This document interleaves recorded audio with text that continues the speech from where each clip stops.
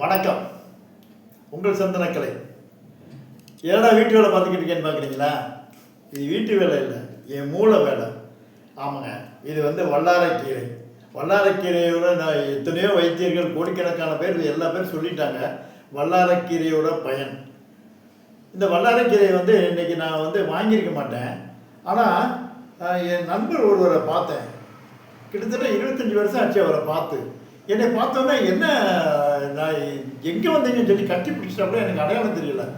என்னங்க எப்படிங்க கண்டுபிடிச்சிங்க, ரொம்ப நாள் ஆச்சு அப்படின்னதுக்கு, சார் எல்லாமே உணவு பழக்க வழக்கம் தான் சார் நம்ம நினைவு விட்டுது அப்படின்னு சொன்னப்போ, என்ன நினைவு, வழக்கமாக சோறு தானங்க சாப்பிட போகிறோம், தமிழர்களுக்கு அந்த சோறு தானே அப்படின்னதுக்கு, இல்லைங்க நான் கீரை அதிகமாக சாப்பிடுவேன், முக்கியமாக வல்லாரைக்கீரை வாரத்துக்கு ஒரு தடவை 2 தடவை எடுத்துக்குவேன்னு சொன்னப்போ தான் எனக்கு கேள்விப்பட்டிருக்கேன். அது நினைவு ஆற்றல் அதிகமாக உண்டு பண்ணும் அப்படின்னோன்னா எனக்கு ஒரு ஆச்சரியமாக போச்சு.